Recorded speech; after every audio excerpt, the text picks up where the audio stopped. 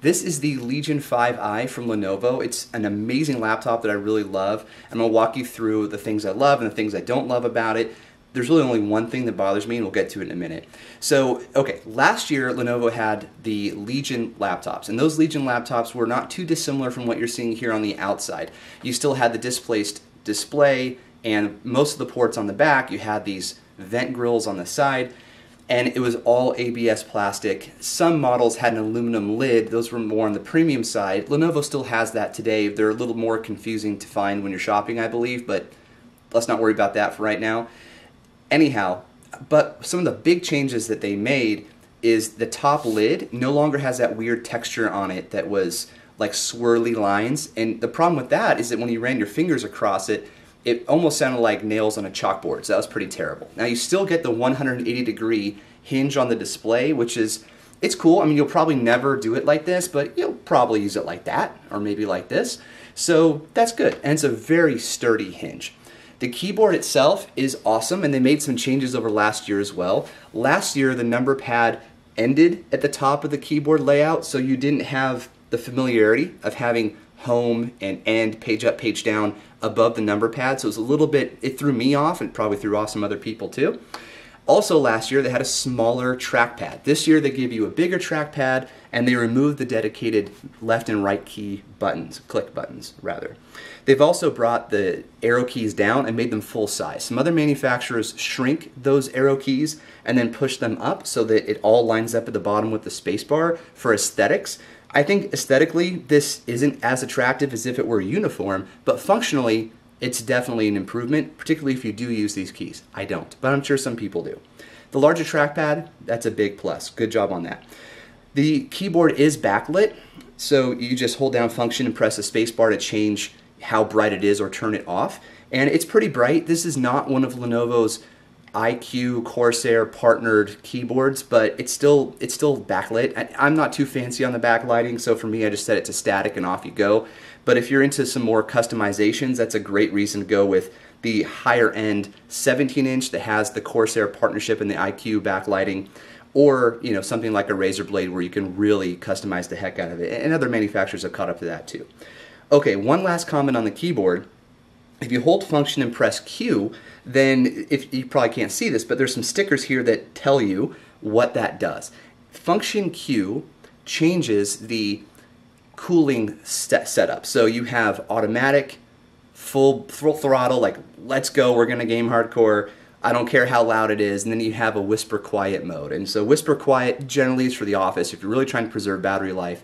So that's great. And then automatic is, it's automatic. It sort of uses an AI to determine, probably the standard AI, to determine how and when to spin up the fans and keep the system, at certain temperatures. It's great that they have this, especially with a function Q type initiation, because then you don't have to do it by alt-tabbing, going into some application, in this case Lenovo Vantage, and then changing your fan speeds. You can just do it on the fly mid-game if you wanted to. So that's cool. All right. What I don't love about this, there's really one thing that bugs me. It's been bugging me for years, but I've never talked about it in my reviews because I thought it was maybe just a me thing. Along the hinge, there's a sticker. It's just a little bit of protective film. You've probably seen this before in other electronics that you've purchased. It keeps the plastic from getting, I guess, damaged during shipping or scratched up. It's a subtle touch. It's not meant to be permanent. You're supposed to take these types of stickers off when you get your consumer electronics. But for some reason, this year in particular, it's really hard to get these off. And then when you do, at least for me, it left behind a sticky residue that I can definitely get off just by sort of rubbing it down. But I wanted to leave it for the video so that I was reminded to talk about it. All right, pricing. There's a huge range of pricing on these laptops because Lenovo gives you so many options. 8 gigs of RAM or 16, AMD or Intel, the GPUs we've talked about, the display options for the refresh rate, the actual display itself, the panel still IPS 1080p no matter which one you go with, 250 nits is what it's rated at.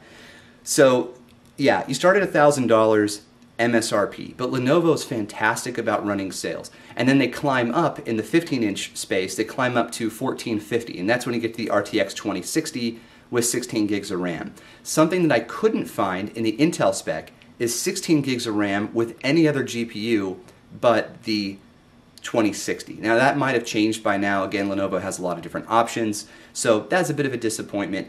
But hey, 8 gigs of RAM is not horrible for Windows. It's not great, but it's not horrible, and you can always upgrade, which is awesome from Lenovo. So yeah, I love this machine. It's gonna suck to send it back, but I really like it. It just has a really good premium feel, even though it's not aluminum. And I'm not a huge fan of aluminum chassis. I know, there's dbrand stickers and all kinds of things that you can do, but I like it when, so I run my phone without a case on it. I like it when something is designed to be used as is, if that is a great way to translate it. And this feels really good, even though it's plastic. But it's an ABS plastic. It's very durable. I should comment on how sturdy it is. The display doesn't wobble when you're gaming. It only wobbles when you try to wobble it. And then the keyboard deck is really firm, even though it's not aluminum. So yeah, I'll stop. This is awesome. I think you guys should consider this if you're above casual in your gaming. So I played Apex Legends. I got 80 plus frames per second. Not much more plus than 80, but right around there at 1080p with everything set to high or very high, kind of a customization, driven by the NVIDIA GeForce Experience application. Witcher 3 was doing around 75 to 80 frames per second, again driven by NVIDIA. I turned Hairworks off though. And yeah, I played a whole bunch of games, and they ran fine. It was pretty good. So if you're into above casual gaming, you play some AAA games, you're going to be pretty happy with this. It's not going to do 4K. And of course, the display can't handle it, but if you output to a 4K display, you'll be pretty disappointed, but no one really games to 4K. And then for 2K, kind of the same thing. You can kind of do it. You can get around maybe 50 frames per second. Again, this is a little better than the 2018 version of the 1070 Max-Q that was in laptops, but hey, if you're doing anything above 1080p, get a desktop. All right, one last comment, promise. This is this year's 230 watt power supply, and this is last year's. Enough said. Thanks a lot for watching. We'll take a like, we'll take a sub. We appreciate it. Oh, and we're giving away some stuff. If you're still watching this, this is a Lenovo Chromebook Duet. We're giving it away. All you have to do is be an insider. Join our team. Thanks.